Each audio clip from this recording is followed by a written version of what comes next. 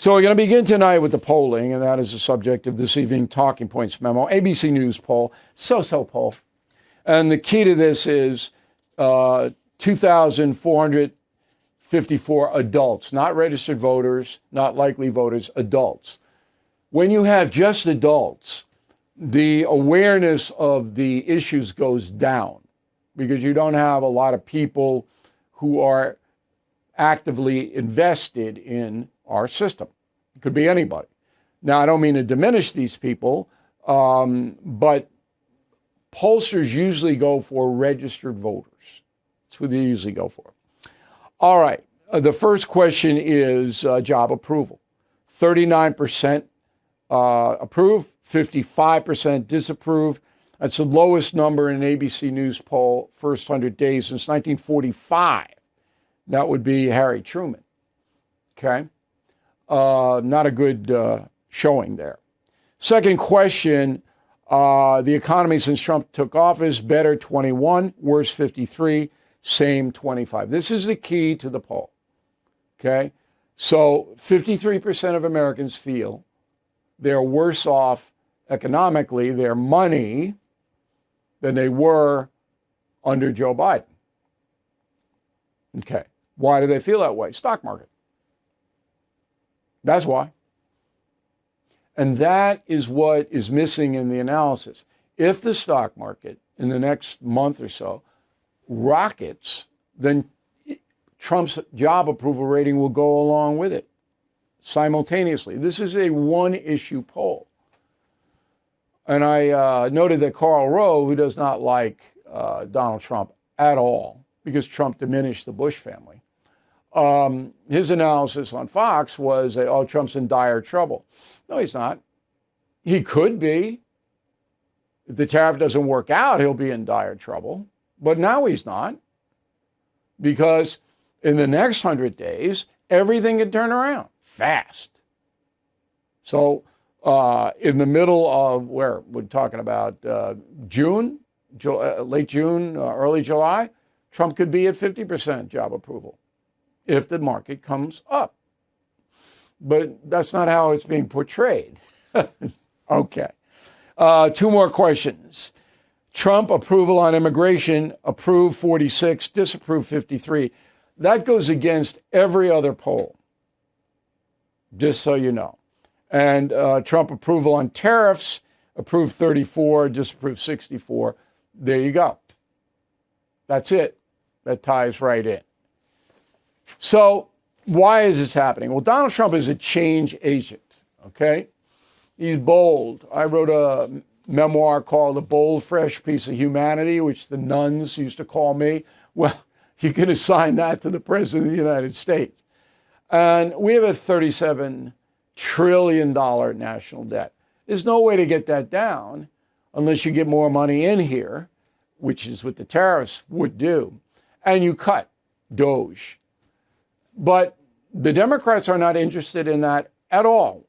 They don't feel it's important. They don't care about it. Biden did nothing about it, nothing. Biden was the biggest spending president in history, okay? The Trump comes in and says, look, I'm going to change this whole economic system. When you do that, there's going to be pain. If it were easy, it would have been done a long time ago. The only other president that did this is Theodore Roosevelt. So when he took office after William McKinley was shot dead in 1901, Roosevelt went after almost immediately the so-called robber barons. All right, I write about this in Confronting Evil.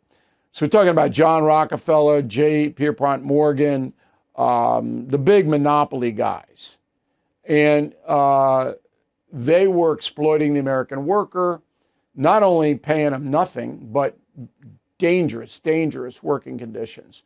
Roosevelt beat them, but it took a long time, and it was bloody.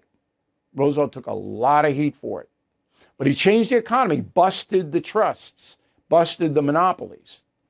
Okay, that is a very valid comparison with what Trump's doing now.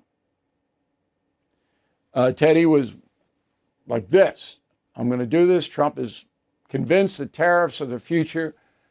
to get America a stronger economy. He's convinced of it. Now, there have been a few other presidents that have been disruptors, and Trump is absolutely a disruptor. He wants a smaller federal government, and again, his opposition does not. Don't want any of this, including the media. So the presidents who disrupted the system were Andrew Jackson, Abraham Lincoln, Theodore Roosevelt, Franklin Roosevelt, Harry Truman. That's it. Those are the only presidents that disrupted the American system. And all of them paid a price for it. Lincoln paid his life for disrupting the slavery industry. That's why Booth killed him. And the others, Jackson was with the National Bank, and he didn't want the federal government controlling the economy. Teddy, as we just mentioned, Franklin Roosevelt brought in the safety nets after the Depression, changed the whole structure, that the government had an obligation to save you if you were drowning. And Harry Truman basically said, look, I'm running the show. I'm firing Douglas MacArthur over in Korea. I'm dropping the atom bombs. Disruptor. So it's important that you know the context of what Donald Trump is doing. The other thing in this poll is that I don't believe, and I'm not being supercilious, word of the day here, the Americans understand tariffs. Even after all of this, they do not know what they are. They don't know.